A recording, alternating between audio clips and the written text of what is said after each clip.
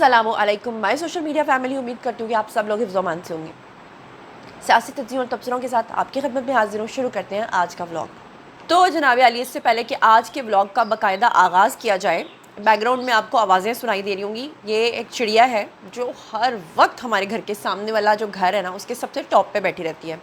हैरत की बात यह है कि ये शाम के टाइम, इवन के रात के टाइम भी अपने घोंसले में नहीं जाती, पूरी रात यहाँ पे बैठ के बोलती रहती है। अब तो मुझे भी इसकी आदत हो गई है और इसको मेरी आदत हो गई है, क्योंकि मैं अक्सर अपने व्लॉग्स जो हैं वो फजर के टाइम पे बनाती हूँ, या फिर मैं रात को 3-4 बजे के दरमियान जो है ये सारे व्लॉग्स जो हैं ये कंप्लीट करती हूँ। रात का सुकूत और ये चिड़िया और एक मैं। वैसे बाय द वे चिड़िया ही मेरे लिए ख़बरें भी लेकर आती है। तो इससे पहले कि मैं बाकायदा ख़बरों का आगाज़ करूँ, उससे पहले मैं आपके साथ एक ख़बर भी शेयर कर लूँ जो कि आप लोगों ने सुनी ली होगी, बल्कि भुगत भी ली होगी। भाई, पाकिस्तान ने तरक्की का संगे मील तय कर लिया है। क्या कमाल! हमारे जो प्राइम मिनिस्टर शहबाज शरीफ हैं, उन्होंने फ़ैसला किया है कि पेट्रोलियम मसनूआत की कीमतों में कितना बड़ा इजाफा नहीं बल्कि कमी कर दी है। पता कितनी? पूरे 5 रुपये यानी कि 5 रुपये पेट्रोल की प्राइस में कम किए हैं। 414 रुपये का था तो 5 रुपये कम कर लें, और डीज़ल की प्राइस में भी 5 रुपये की कमी कर ली है। अब अफसोस होता है मुझे, दुख होता है मुझे कि जब आप लोग बढ़ाते हैं तो आप 80-80 रुपये, 50-50 रुपये, 40-40 रुपये, 30-30 रुपये इकट्ठे ही बढ़ा देते हैं। और जब आप कम करते हैं तो 1-1 रुपया, 2-2 रुपया, 5-5 रुपया। और ये जो हमारे वज़ीर तवानाई ने कहा था ना कि जैसे ही हालात ठीक होंगे दुनिया के, तो फौरी तौर पे जो है वो पेट्रोल अपनी पुरानी प्राइस पे आ जाएगा। पुरानी प्राइस पे कोई नहीं आना। हुआ ये है कि 414 रुपये ना, बड़ी भी हद है, नीचे ले आएंगे तो 50 रुपये नीचे ले आएंगे हम, यानी कि फिर भी 350 से ऊपर ही पेट्रोल जो है ना वो ख़रीदेंगे। अभी कल की बात है कि मैं अपने एडिटर को बता रही थी, जो मेरा एडिट करता है वीडियोज़ को, तो मैं अपनी टीम के एडिटर को ये बता रही थी कि जनाब मुझे 74 रुपीज़ का पेट्रोल जो है ना बड़े अच्छे तरीके से याद है। तो उसने मुझे कहा कि नहीं नहीं, आप कौन से ज़माने की बात कर रही हैं, 74 रुपीज़ का पेट्रोल तो पता नहीं कौन से ज़माने की आप बात कर रही हैं। मैंने कहा ये मैं बात कर रही हूँ 2017 की। वो कहता है नहीं नहीं, 2017 में इतने का पेट्रोल, ओनली 74 रुपीज़ का, हाउ इज़ इट पॉसिबल? नहीं नहीं, ये पॉसिबल नहीं है। और फिर जब हमने उसको चेक किया तो पता चला कि 2017-18 में जो पेट्रोल की प्राइसेस थी वो 74 से लेके 115 रुपीज़ के दरमियान थी। मतलब ये जो पिछले 7-8 साल गुजरे हैं, इसमें जो महंगाई हुई है वो इतनी ज़्यादा हो गई है कि मतलब पहले क्या होता था कि प्राइसेस अगर बढ़ती भी थी ना तो वो थोड़ी थोड़ी करके बढ़ती थी। अभी मैं एक न्यूज़ देख रही थी कि इंडिया के अंदर लोगों ने बड़ा एहतजाज किया है क्योंकि वहाँ पे पेट्रोल प्राइसेस बढ़ी हैं। पता कितने साल के बाद? 4 साल के बाद। यानी कि इतनी बड़ी आबादी वाला मुल्क, जहाँ पे मैं कहती हूँ कि उनके लिए तो बड़ी आसानी के साथ महंगाई जो है ना वो हो सकती है, क्योंकि वो कह सकते हैं कि भाई इंडिया जो है वो एक गरीब मुल्क है। वो कह सकते हैं, वो विश्व गुरु तो है वो, लेकिन उनकी नज़र में, लेकिन वो ये कह सकते हैं कि भाई इतनी बड़ी आबादी, 1 अरब से भी ज़्यादा आबादी है, और ऑब्वियसली इतनी डिमांड है, और डिमांड एंड सप्लाई को कंट्रोल ना करते हुए हम नहीं पॉसिबल कि भाई प्राइसेस को हम कंट्रोल करें। लेकिन आप फिर भी देखें कि पिछले 4 साल में उन्होंने पेट्रोल की प्राइसेस को कंट्रोल करके रखा है। अब यहाँ पे तकरीबन 150 से भी ऊपर जो है ना वो हमसे टैक्स लिया जा रहा है सिर्फ पेट्रोल की मद में। पर हाल छोड़ें सारी बातों को, अब मैं आपको एक खुशखबरी देने जा रही हूँ सच में। और ये खुशखबरी जो है ये सुनने के बाद आपको जब पता चलेगा कि ये खुशखबरी आई है जी खैबर पख्तूनख्वा से, तो आपका दिल खुशबाश हो जाएगा। क्योंकि खैबर पख्तूनख्वा से अमूमन आज तक मैंने जितनी भी खबरें कवर की हैं वो यही होती हैं कि वहाँ पे हंगामा हो गया, वहाँ पे करप्शन हो गई, वहाँ पे ये हो गया, हाँ वहाँ पे वो हो गया, दरिया में इतने लोग डूब गए। वो जो ऊपर से वो डोली सी होती है जिसके अंदर वो बेचारे लोग जो हैं सफ़र करते हैं एक दरिया को दूसरे दरिया तक, वहाँ पे लोग फंस गए। तो हॉस्पिटल्स की वहाँ जो अबतर हालत है, पूरे बेचारे खैबर पख्तूनख्वा के लोग तो पंजाब आके अपना इलाज करवाते हैं। मैंने ये वैसे ही नहीं कह रही हूँ, ये मैंने गवर्नमेंट हॉस्पिटल्स के अंदर जाके ख़ुद लोगों से बात करके फिर मैंने आपको बताया। तो अब ऐसे में जनाब अच्छी खबर यह है कि पाकिस्तान की तिब्बी तारीख़ के अंदर पेशावर इंस्टीट्यूट ऑफ कार्डियोलॉजी है जी, उन्होंने एक बड़ा अहम तारीख़ी संग मील जो है वो अबूर किया है, बल्कि पार किया है, कि पाकिस्तान में पहली उन्होंने कामयाब एंडोस्कोपिक जो हार्ट सर्जरी है वो की है, जो इससे पहले कहा जाता है कि इतने जदीद तरीके से नहीं की जाती। अब मुझे नहीं पता कि ये सिर्फ खैबर पख्तूनख्वा के अंदर पहली बार हुई है या कि पूरे पाकिस्तान के अंदर पहली बार हुई है। वैसे तो ये लोग क्लेम कर रहे हैं कि पूरे पाकिस्तान के अंदर ये पहली बार हुई है। اگر تو یہ پورے پاکستان میں پہلی بار ہوئی ہے تو یہ ایک بہت بڑا پراؤڈ مومنٹ ہے، اور خیبر پختونخوا سے اس طرح کی اچھی خبر آنا بہت بڑی بات ہے۔ اور اگر یہ صرف خیبر پختونخوا کے اندر ہوئی ہے اور پنجاب کے اندر آلریڈی ہو رہی تھی، کیونکہ پتہ ہے کہ پنجاب کے اندر تو آلریڈی بہت بڑے بڑے ہاسپٹلز ہیں ہارٹ کے، تو یہ ایک الگ خبر ہوگی۔ لیکن بہرحال اگر یہ پورے پاکستان کے اندر ہوئی ہے تو پھر پنجاب کو اس سے سیکھنے کی ضرورت ہے۔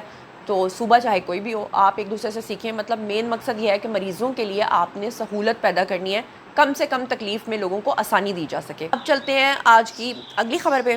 اگلی خبر جو ہے وہ قدم تو انیشیٹو تو ہماری جو سی ایم پنجاب ہیں انہوں نے بہت اچھا اٹھایا تھا۔ اچھا، تھوڑی سی آواز میں اگر آپ کو پرابلم نظر آئے، آج کل پھر سے لوگوں کو فلو ہو رہا ہے، گلا خراب ہو رہا ہے۔ میرا گلا تو خراب نہیں ہے، لیکن ایک تو مجھے کھانسی لگی ہوئی ہے، اور دوسرا جو ہے وہ میرا جو لیفٹ والا نوسٹرل ہے وہ بالکل کانسٹنٹ بند ہے۔ آئی ڈونٹ نو کہ آج کل یہ سب کے ساتھ کیوں ہو رہا ہے۔ میرے یہ تو جتنے بھی لوگ ہیں آلموسٹ بیچارے بیمار ہیں، حالانکہ بارشیں بھی ہو رہی ہیں۔ بہرحال خبر اب ذرا ملاحظہ فرمائیے گا کہ مریم نواز نے جو ستھرا پنجاب کو لانچ کیا تھا، پچھلے دنوں آپ نے دیکھا ہوگا کہ انہوں نے کافی غصہ بھی کیا تھا، اور ان کی ایک پریس کانفرنس بھی آئی تھی جس میں انہوں نے کہا تھا کہ مطلب بہت لوگ جو ہیں وہ کرپشن کر رہے ہیں، اور جس طرح سے ان سے امید کی گئی تھی کہ وہ اپنی پرفارمنس دکھائیں گے وہ نہیں دکھائی گئی۔ ایسے میں ستھرا پنجاب کے عبداللہ باجوہ جو نامی ایک شخص ہیں جی، ان کو اینٹی کرپشن جو یونٹ ہے انہوں نے گرفتار کیا ہے، اور مینیجر آپریشن ستھرا پنجاب عبداللہ باجوہ اور اس کے ساتھی جو ہیں وہ 1 ارب سے زائد کی کرپشن کے الزامات کی وجہ سے پکڑے گئے ہیں۔ بتایا جا رہا ہے کہ جی 2317 جو ملازمین تھے ان کو ڈپلوائے ظاہر کر کے سرکاری خزانے سے اس بندے نے رقم نکلوائی، اور جب موقع پہ جا کے دیکھا تو وہ صرف 2317 میں سے 1717 نکلے، باقیوں کے پیسے وہ خود کھا رہا تھا۔ 633 جو ہیں وہ گوسٹ سینیٹری ورکرز کی ورکشاپ ظاہر کی گئی، حاضری لگا کر ڈور ٹو ڈور ورکنگ ظاہر کر کے سرکاری خزانے پہ بھاری جو رقم ہے وہ نکلوائی گئی، اور یہ ایف آئی آر کا متن ہے جو میں آپ کو بتا رہی ہوں۔ اور 118 کے بجائے محض 33 جو ورکرز تھے وہ اس میں شامل تھے، جبکہ 85 جو اضافی اہلکار ہیں ان کی جناب یہ ایکسٹرا پیسے نکلوا رہے تھے۔ یعنی پوری جو کرپشن اور پورا جو انہوں نے پورا ایک نیٹ ورک پھیلایا ہوا تھا۔ اور ریجنل ڈائریکٹر اینٹی کرپشن اور deputy director admin headquarter Nisar Ahmed, اور بہت ایک لمبی ڈیٹیل ہے، اگر میں نام لوں گی تو بہت لمبی ڈیٹیل ہو جائے گی، لیکن یہ کافی زیادہ لوگ بنتے ہیں جن کے خلاف مقدمہ جو ہے وہ درج کر لیا گیا ہے۔ تو اس کی وجہ سے مریم نواز کے اوپر کافی زیادہ تنقید بھی ہو رہی ہے، حالانکہ اس میں مریم نواز کا تو کوئی قصور نہیں ہے، وہ تو ستھرا پنجاب کے لیے کام کر رہی ہیں، اور جہاں پر بھی آپ دیکھیں کہ اس طرح کی چیزیں ہوتی ہیں وہاں پہ کرپشن بھی آ جاتی ہے۔ اچھی بات یہ ہے کہ یہ سارے لوگ گرفتار ہو گئے ہیں اور ان کے خلاف مقدمہ بھی درج ہو گیا ہے۔ جو پیسہ انہوں نے قومی خزانے سے نکلوانے کی کوشش کی ہے وہ بھی اب جو ہے وہ ریکور کر لیا جائے گا۔ ایک اور اہم بات یہ کہ وزیر اعلیٰ پنجاب کی طرف سے جو ہے وہ ریلیف دے دیا گیا ہے۔ پنجاب کے اندر لوگوں کے کاروبار بڑے متاثر ہو رہے تھے یہ پیٹرول کی پرائسز بڑھنے کے بعد۔ ویسے بھی جو لاک ڈاؤن ایک سمارٹ لاک ڈاؤن کہا جا رہا تھا، 8 بجے ساری دکانیں بند کرنے کی بات کی جا رہی تھی، تو جتنے بھی دکاندار حضرات ہیں وہ کہہ رہے تھے کہ ہمیں بہت نقصان ہو رہا ہے۔ تو اب مارکیٹس، شاپنگ مالز، ہوٹلز اور ریسٹورنٹس جو ہیں ان کو 1 جون سے 2026 کے دوران جو ہے وہ مقررہ اوقات بندش جو ہے اسے استثناء دے دیا گیا ہے۔ مطلب یہ ہے کہ وہ اپنی دکانیں جو ہیں وہ اب لیٹ نائٹ تک بھی کھول کے رکھ سکتے ہیں۔ اب چلتے ہیں آج کے بلاگ کی اگلی خبر پہ۔ یہ اسکرین کے اوپر آپ کو ایک شخص نظر آ رہا ہے اور اس کے بارے میں بہت سارے لوگوں نے ٹویٹس کیے ہیں۔ ایک تصویر ہے جی عمران ریاض خان کی، اور اس میں یہ انڈین سفارت خانے کے سامنے جو ہے وہ یہ شخص جو ہے وہ کھڑا ہے، بلکہ کھڑا نہیں ہے، وہاں سے گزر رہا ہے۔ تو انڈین سفارت خانے کے باہر یا اندر اس بندے کا وہاں پر کیا کام ہے یہ آپ کو اچھی طرح سے سمجھ آ گیا ہوگا، اور یہ بندہ کس طرح سے پاکستان کے خلاف جو ہے وہ کنٹینٹ بناتا ہے، کس طرح سے ہمارے اداروں کے خلاف سازش کرتا ہے، اس کی ساری سمجھ جو ہے وہ اب آپ کو آ گئی ہوگی۔ اب اگر اس بندے کا یہ کلیم ہے کہ یہ غلط خبر ہے اور ایسی کوئی بات نہیں ہے تو پھر اس کو سامنے آ کے اس چیز کے بارے میں بتانا چاہیے۔ اچھا، اس کے بعد جناب اب ہم نے بہت تنقید کر لی گورنمنٹ پہ، اب ہو جائیں کچھ اچھی باتیں بھی۔ تو وزیر اعلیٰ پنجاب مریم نواز جو ہیں انہوں نے ایک بہت بڑے پیمانے کے اوپر ایک بہت بڑا اور اچھا کام کیا ہے۔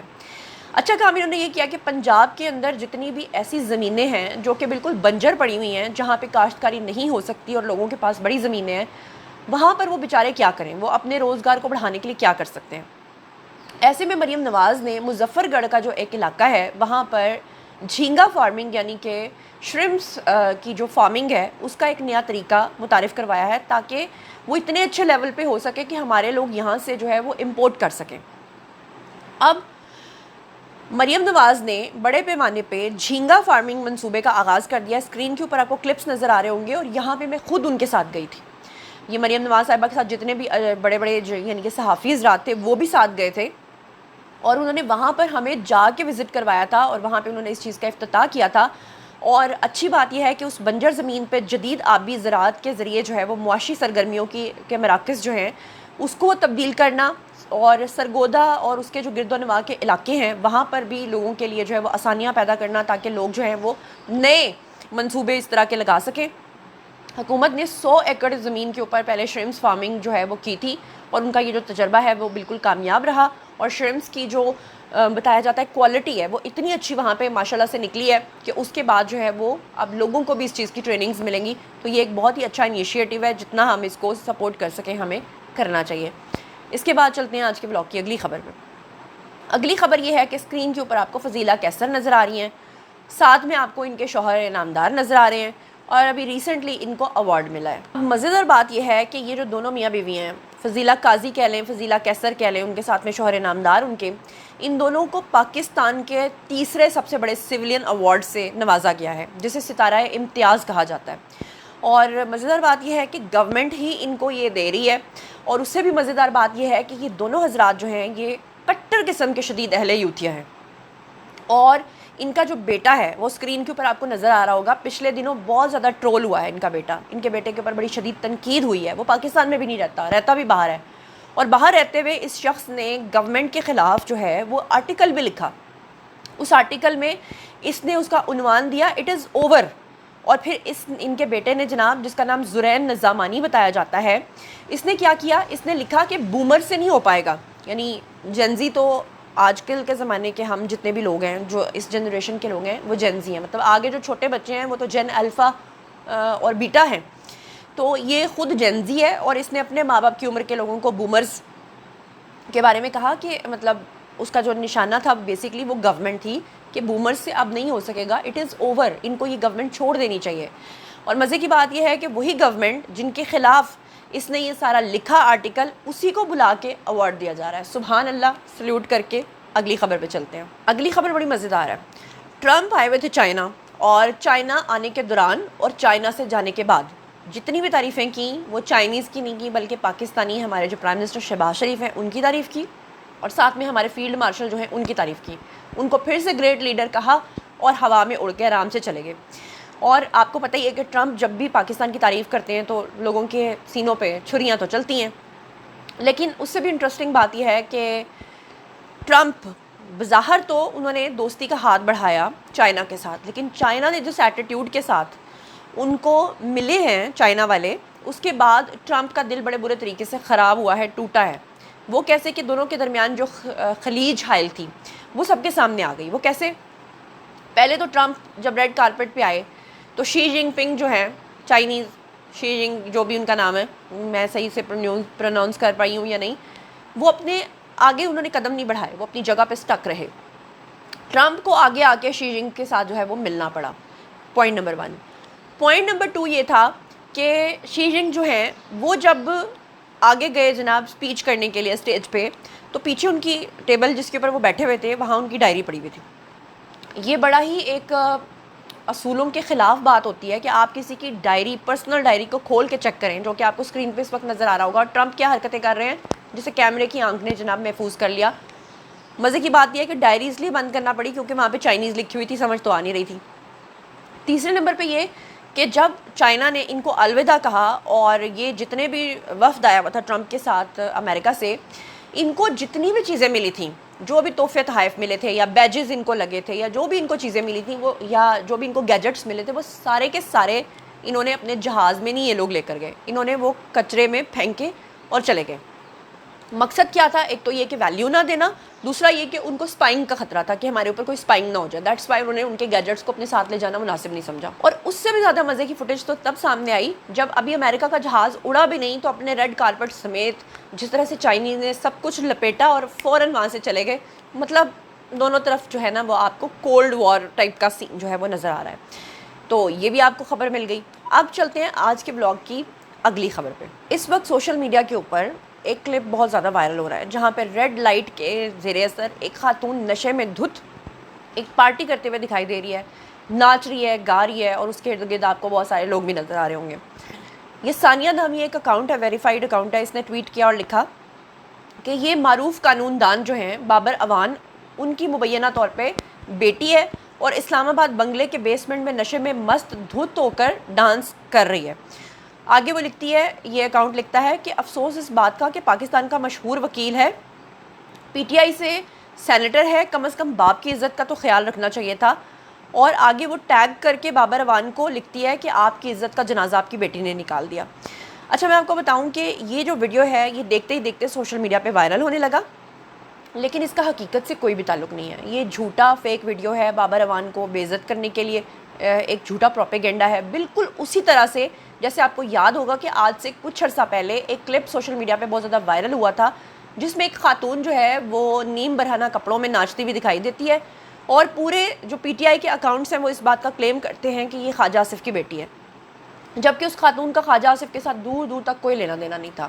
تو یہ ایک دوسرے کی ساکھ خراب کرنے کے لیے چاہے پی ٹی آئی والے کریں جیسا کہ انہوں نے خواجہ آصف کے بارے میں کیا تھا، اور چاہے اب یہ کوئی اور لوگ کریں، یہ سراسر غلط بات ہے اور اس طرح کی چیزوں کو کنڈیم کرنا چاہیے، اور لوگوں کو بھی ایک دوسرے کے ساتھ اس کو شیئر کرنے سے پہلے اس کی تصدیق کر لینی چاہیے۔ بہرحال جناب، یہ تھا آج کا ولاگ۔ باری جی آپ لوگ کیا آئی کامنٹ سیکشن میں، اور بتائیے کہ آپ ان تمام چیزوں کے بارے میں کیا سوچتے سمجھتے ہیں۔ مزید خبریں، ولاگز، انٹرویوز اور سیاسی تجزیے جاننے کے لیے اور میں سے کنیکٹڈ رہنے کے لیے چینل کو سبسکرائب کر لیجیے گا۔ اپنا بہت خیال رکھیے گا۔ اللہ نگہبان۔